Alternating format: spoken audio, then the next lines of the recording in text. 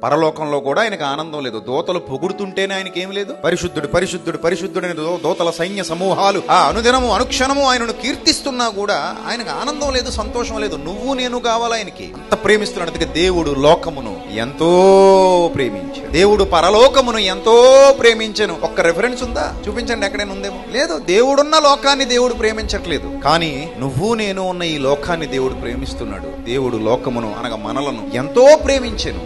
ఎంత ప్రేమించాడంటే వర్ణింపలేనంత, వెలకట్టలేనంత, వర్ణింప వీలు కానంత అంత ప్రేమించి నిన్ను నన్ను ఇక్కడ ఏర్పరచుకుని నువ్వు నేను ఆయన కొరకు బ్రతకాలని, నువ్వు నేను ఆయన ఇష్టాన్ని నెరవేర్చాలని, నువ్వు నేను ఆయన సన్నిధి కాంతిలో నడవాలని, వర్ధిల్లాలని, మన హృదయాలలో ఆయనకు చోటు ఇవ్వాలని కలగంటున్నాడు, ఎదురు చూస్తున్నాడు కన్న తండ్రి. అది దేవుని గురించి మనిషి తెలుసుకోవాల్సినటువంటి ప్రాథమిక సత్యం. God is love. దేవుడు ప్రేమ గలవాడు.